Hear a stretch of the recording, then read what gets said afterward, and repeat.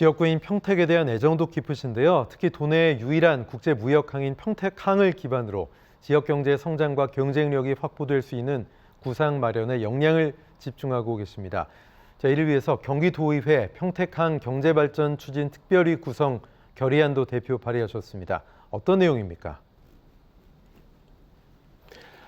평택은 37년 된 젊은 항입니다. 1986년 개학한 경기도의 유일한 국제무역항인 평택항 활성화를 위한 평택항 배후단지 개발, 평택항 종합발전계획 수립, 평택항 발전을 위한 거버넌스 체계 마련 등 경제 성장을 위한 인프라 구축 및 지원에 관한 사항 등 이런 내용이 담겨 있고 앞으로도 좀 포괄적으로 검토하려고 합니다. 네, 그런데 아직까지 발전 추진 특위는 구성이 되지 않고 있는데요. 지난 9월이었죠. 도정 질문을 통해서 지속적으로 요구하고 계신 것으로 알고 있습니다. 언제쯤 구성될 수 있을까요? 마음이 당장같이 하고 싶은데요. 마음 같아서는 올해 아니라도 빨리 구성이 되었으면 하는 바람이 간절한데요. 경기도 유일한 국제무역항인 평택항 활성화를 위해 특위 구성이 반드시 필요한 만큼 늦어도 내년 상반기 안에는 특위가 구성될 수 있도록 노력할 예정입니다. 특위가 추진되어 평택항이 글로벌 경쟁력을 갖춘 동북아 거점 항만으로 성장할 수 있도록 경쟁력 확보와 지원 체계 마련을 위해 앞장설 수 있도록 끊임없이 노력할 것이며 경기도 유일한 국제무역항인 만큼 의원님들이 뜻을 같이 하고 관심을 많이 가져주셨으면 좋겠습니다. 네, 아울러 의원님께서는 평택항에 대한 문제점을 5분 발언이나 도정 질의 등을 통해서 지속적으로 제기하고 계신데요. 평택항의 경제 발전을 저해하는 가장 큰 문제점 뭐라고 생각하십니까? 평택항은 중부권 물류 거점 항만으로 자동차 물동량 1위, 컨테이너 물동량 4위를 차지하고 있기 때문에 많은 사람들이 평택항의 화려한 모습만 보시는데 많은 문제점을 가지고 있습니다. 컨테이너 물동량이 21년 93만 TU, 22년 85만 TU를 처리했지만 38만 TU 정도가 MT 컨테이너로 수출되는 쉽게 말해서 85만 TU가 들어왔는데 38만 TU가 빈 깡통 컨테이너로 수출되는 실정입니다. 수입과 수출이 불균형된다는 뜻이에요. 게다가 세관의 문제가 발생되면 바로 자체 처리할 수 있는 인천항과 다르게 평택항은 원 출발항 중국으로 되돌아갔다가 제2항을 요구하는 까다로운 점이 있습니다.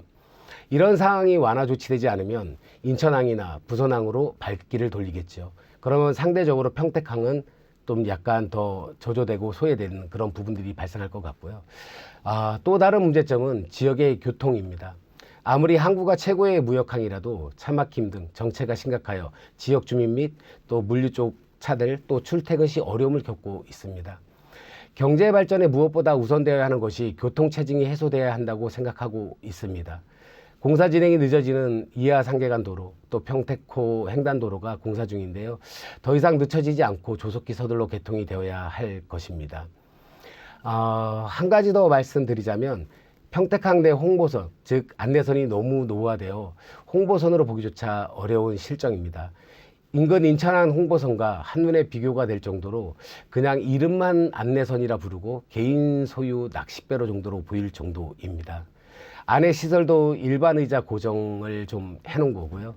뒤쪽에 타면 매연 때문에 머리가 아플 정도입니다. 그리고 안내하시는 그 분도 그 스피커가 너무 노후화돼 들리지도 않는 것 같고요. 그래서 하루속히 경기도에서 바꿔야 할 것이며 평택항의 다양한 문제를 해결하여 친화도시로 거듭날 수 있도록 경기도와 정부에서도 국가 간으로 관심을 가지시고 국제무역항 평택항의 경제 발전에 도움을 주었으면 합니다. 지난 3월 도의회 5분 자유발언에선 평택 현덕지구 개발 사업과 관련해서 주민 대책 마련을 촉구하셨는데요. 이후에 좀 변화된 것이 있는지요? 올해 3월 5분 발언, 그 다음에 또 9월에 도정 질의를 했었는데요. 그러니까 16년째 표류 중인 현덕지구 개발 사업에 대한 주민재산권 보호 대책 마련을 요구했지만 현재 약 7개월이 지났는데도 안타깝게도 변화는 없었습니다. 현덕지구는 투기와 지가 상승이 우려된다고 하여 2020년 8월부터 토지거래 허가구역으로 지정되어서 사유재산임에도 아무것도 할 수 없는 상태입니다.